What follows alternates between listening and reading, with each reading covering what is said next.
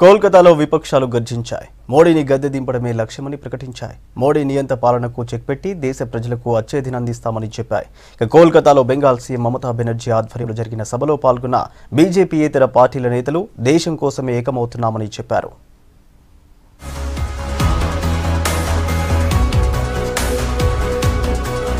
Kolkata brigade మైదానంలో తృణమూల్ కాంగ్రెస్ నిర్వహించిన United India rally care of విపక్షాల ఐక్యతగా నిలిచింది. 24 పార్టీల నేతలు హాజరై మమతకు మద్దతు తెలిపారు. మోడీపై పోరాటంలో కలిసి వస్తామని ప్రకటించారు. బెంగాల్ ముఖ్యమంత్రి మమతా బెనర్జీ బీజేపీ సర్కార్పై నిప్పులు చెరిగారు. ప్రజల సంక్షేమం పట్టని బీజేపీ ప్రభుత్వానికి గడువు అయిపోయిందన్నారు. ప్రధాని ఎవరన్నది తమకు ముఖ్యం కాదన్న దీదీ మోడీని ఓడించడమే లక్ష్యమన్నారు. మరోవైపు బీజేపీ ముక్త్ భారత్ కావాలన్నారు కాంగ్రెస్ లోక్సభ పక్ష నేత మల్లికార్జున ఖర్గే. यूनाइटेड इंडिया का देखो एक बड़ा हिंदुस्तान का मंच हुआ है, जो सारे जहां से अच्छा हिंदुस्तान हमारा जो कहा जाता है। 23-26 पार्टी ने भाग लिया है और आने वाला दिन में तो बोलना है कि मोदी बाबू का सरकार को एक्सपायरी डेट हो गया है। जब कोई मेडिसिन हम खरीदते हैं उसको एक एक्सपायरी डेट होता है, तो इनका एक्सपायरी डेट खत्म हो गया है। सबको तोड़ने का काम। तो इसलिए दोस्तों, आपका आशीर्वाद जब तक है, मोदी और शाह इस देश के संविधान को बदला नहीं सकते और डेमोक्रेसी खत्म नहीं होगी। लोग इतने मजबूत हैं, उनके आशीर्वाद के सामने किसी का भी नहीं चलता। ఢిల్లీ, కర్ణాటక, ఏపీ ముఖ్యమంత్రులు మోడీపై తీవ్ర స్థాయిలో ఆరోపణలు చేశారు. రాజ్యాంగ వ్యవస్థల్ని ఎన్డీఏ సర్కార్ భ్రష్టు పట్టించిందని ఆరోపించారు. రక్షణ రంగాన్ని కూడా అవినీతిమయం చేశారన్నారు. దేశాన్ని విభజించి పాలించడంలో ప్రధాని మోడీ ఆరితేరారని విమర్శించారు. आज इस देश के दलित दुखी हैं। 5 साल के अंदर मोदी और अमित शाह ने इस देश के लोगों के अंदर जहर भर दिया। हिंदू को मुसलमान से लड़ा दिया, मुसलमान को क्रिश्चियन से लड़ा दिया, इसको उससे लड़ा दिया, उसको इससे लड़ा दिया। जो काम 70 साल में पाकिस्तान नहीं कर पाया, वो काम 5 साल के अंदर मोदी और अमित शाह ने करके दिखा दिया।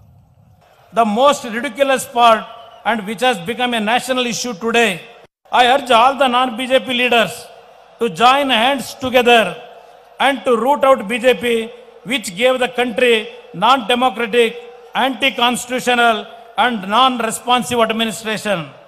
We are having only one ambition: save India. This NDA and BJP, they want to divide India. We wanted to unite India. That's why if you see all leaders here, we are all in one voice, that is save India, save democracy and also united India. That is the campaign we are doing. That is the purpose we gathered here. Today, if you see, this government is doing in a big way fraud.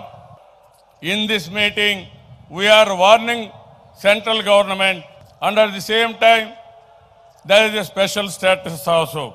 It was promised on the floor of the house, but this government never helped us. Modi, Amit షాపై విరుచుకుపడ్డారు BJP rebel నేతలు అరుణ్ శౌరి, యశ్వంత్ సిన్హా, శత్రుఘ్న సిన్హా. దేశాన్ని, ప్రజాస్వామ్యాన్ని, రాజ్యాంగాన్ని కాపాడుకోవాలంటే మోడీ ప్రభుత్వాన్ని గద్దె దించాల్సిందే అన్నారు. తమకు party కంటే దేశ సంక్షేమమే ముఖ్యమన్నారు. मोदी से तो, और ये मैं इसी पर खत्म करूंगा कि मोदी से और ये मोदी शाह जो है, शाह मोदी जो है, इससे तो लोगों का एतबार उतर गया है। मगर अब उनको एतबार ये दिलाना है कि आप सब इकट्ठे रहोगे, आप सब इकट्ठे हो।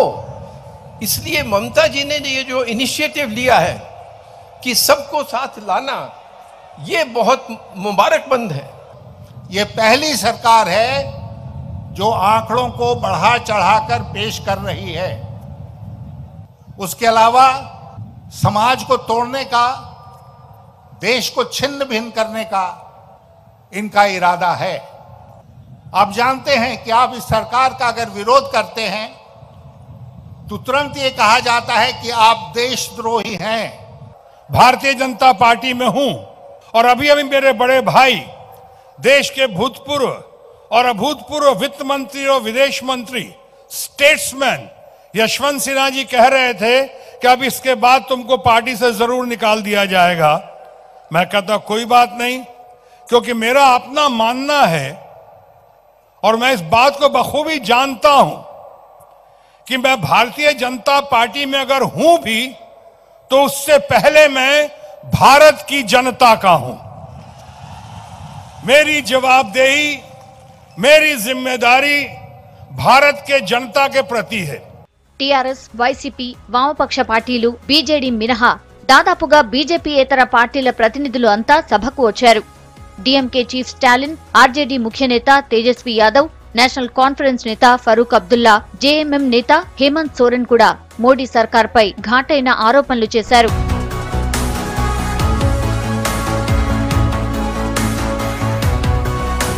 కోల్కతా ర్యాలీ గ్రాండ్ సక్సెస్ కావడంతో మరిన్ని సభలకు ప్లాన్ చేస్తున్నారు విపక్ష నేతలు. ఢిల్లీలో సభకు కేజ్రీవాల్, అమరావతిలో సభకు చంద్రబాబు విపక్ష నేతల్ని ఆహ్వానించారు.